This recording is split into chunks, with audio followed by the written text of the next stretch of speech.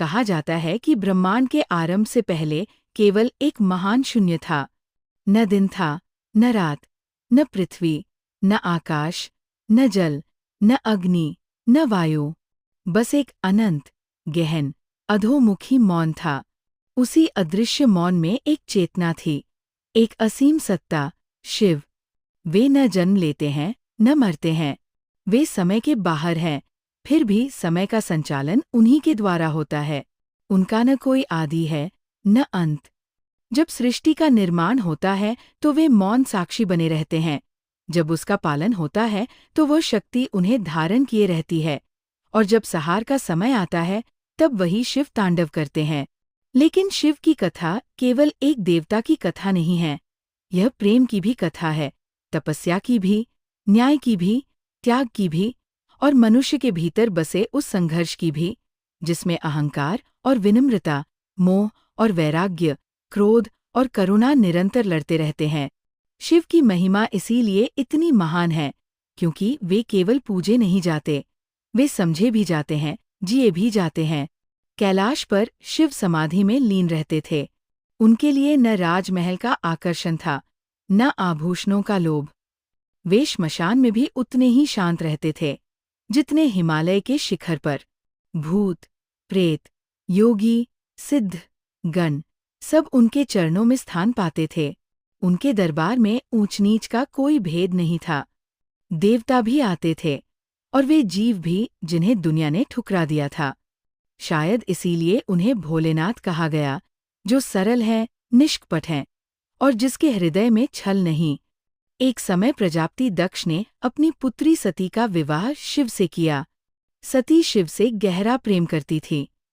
उन्होंने शिव के वैराग्य में परम सत्य देखा, उनकी भस्म में दिव्यता देखी, उनके मौन में अमृत सुना।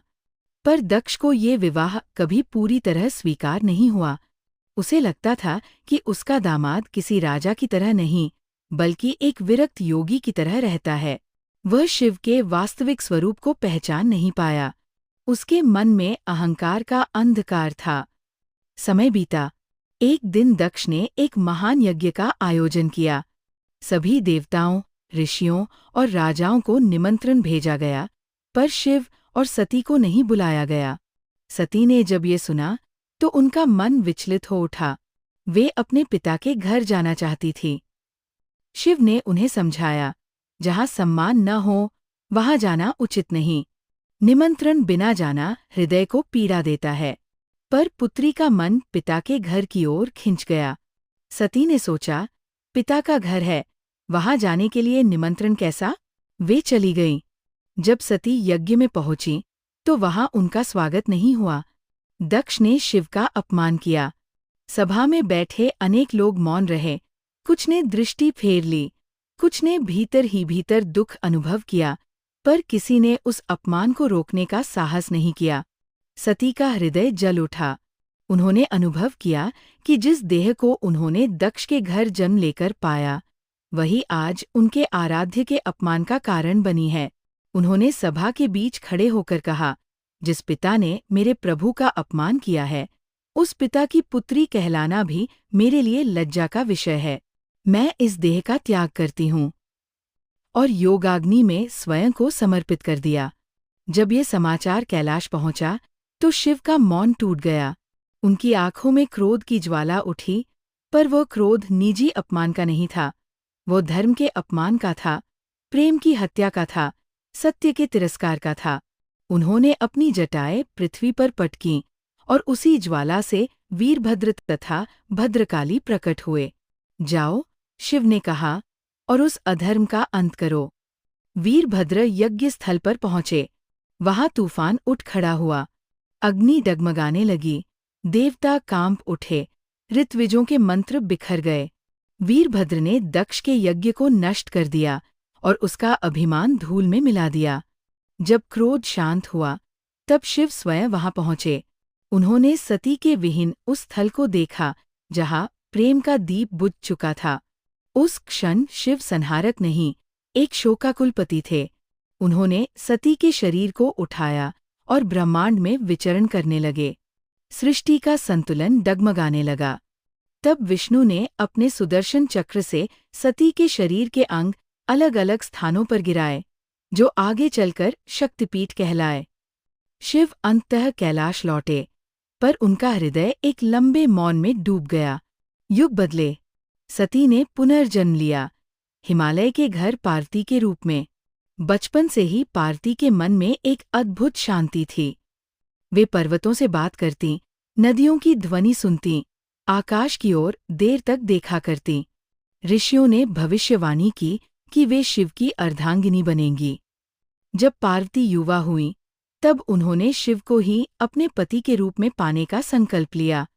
पर शिव गहन समाधि में थे, उनके भीतर संसार से कोई अपेक्षा नहीं बची थी। देवताओं पर इस समय एक नया संकट था। तारकासुर नामक असुर अत्याचार कर रहा था। उसे वरदान मिला था कि उसका वध केवल शिव पुत्र ही कर सकता है, पर शिव समाधि में थे, विवाह से दूर थे। देवताओं ने पार्वती की तपस्या में आशा देखी। पार्वती ने वन में जाकर कठोर तप किया। पहले फल खाए, फिर पत्ते, फिर जल भी त्याग दिया। उनका तन क्षीण होता गया, पर मन और भी दृढ़ होता गया। उनके लिए यह केवल विवाह का संकल्प नहीं था, यह अपने आराध्य के साथ आत्मा के मिलन का प्रयत्न था। देवताओं ने कामदेव को भेजा कि वे शिव की समाधि भंग करें। जब वसंत की मधुर हवा चली, पुष्पों की सुगंध फैली और कामदेव ने अपना बाण छोड़ा, तब शिव ने नेत्र खोले। उन्होंने अनुभव किया कि कोई उनके तप में बाधा बन रहा है। क्रोध में उनका तीसरा नेत्र खुला और उसकी ज्वाला से कामदेव भस्म हो गए। यह दृश्य देखकर संसार भयभीत हो उठा, पर पार्वती विचलित नहीं हुई। वे जानती थी कि शिव को पाने का मार्ग छल से नहीं, तप से है, आकर्षण से नहीं, आत्मबल से है। पार्वती ने और भी घोर तप किया। आखिर वह दिन आया जब शिव ने एक ब्राह्मण का वेश धारण कर उनकी परीक्षा ली।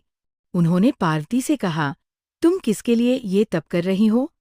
उस शिव के लिए जो भस्म रमाते हैं, जिनके गले में सर्प है, जो श्मशान में रहते हैं। पार्वती ने शांत स्वर में उत्तर दिया, आप चाहे जो कहें, पर मेरे लिए शिव सर्वोच्च है। उनकी भस्म भी मेरे लिए चंदन है, उनका वैराग्य भी मेरे लिए आभूषण है, उनका श्मशान भी मेरे लिए तीर्थ है। शिव मुस्कुराए। परीक्षा पूरी हुई। उन्होंने अपना वास्तविक स्वरूप प्रकट किया और पार्वती का तप सफल हुआ। शिव और पार्वती का विवाह ब्रह्मांड का एक अद्भुत उत्सव था। देवता, ऋषि, गंधर्व, सिद्ध, यक्ष सभी उपस्थित हुए। बारात भी अनोखी थी। भूत, प्रेत, गण, नाग, योगी, अप्सराएं, देव और गण सभी एक साथ। शुरुआत में पार्वती की माता मैना ने वह भयावह रूप देखा तो विचलित हुई, पर बाद में शिव ने सुंदर, मंगलमय रूप धारण किया। ये विवाह केवल दो व्यक्तियों का नहीं था, ये शक्ति और शिव का मिलन था, प्रकृति और पुरुष का संतुलन था, ऊर्जा और चेतना का एकत्व था। विवाह के बाद कैलाश आनंद से भर उठा। कभी पार्वती प्रेम से शिव से प्रश्न करती, कभी शिव उन्हें योग, ज्ञान, तंत्र और संसार के रहस्य बताते। इन्हीं संवादों में अनेक आगम, अनेक तांत्रिक और दार्शनिक परंपराओं की नींव मानी जाती है। शिव केवल संहारक नहीं, वे महान गुरु भी हैं। आदियोगी भी वही है। उन्होंने सप्तऋषियों को योग का विज्ञान दिया। उन्होंने बताया कि मनुष्य का शरीर केवल मांस और हड्डियों का ढांचा नहीं, बल्कि ऊर्जा का मंदिर है। ध्यान, प्राणायाम, मौन, जागरूकता, ये सब शिव के ज्ञान से ही प्रकाशित हुए। एक दिन पार्वती ने स्नान के समय अपने शरीर के उपटन से एक बालक की रचना की और उसमें प्राण फूंक दिए। वो बालक गणेश था। पार्वती ने उसे द्वार पर बैठाकर कहा कि जब तक मैं स्नान कर रही हूँ, किसी को भीतर मत आने देना। उसी समय शिव वहां आए। गणेश ने उन्हें रोका। शिव ने समझाया, पर गणेश अपनी माता की आज्ञा पर अडिग रहे। गणों और देवताओं ने भी प्रयास किया, पर वो बालक अपार शक्ति से सबको रोकता रहा। अंततः शिव ने क्रोध में उसका मस्तक काट दिया। जब पार्वती ने ये देखा, तो उनका क्रोध भयंकर हो उठा। उन्होंने संपूर्ण सृष्टि के विनाश का संकल्प कर लिया। तब शिव ने तुरंत अपने गणों को भेजा कि उत्तर दिशा में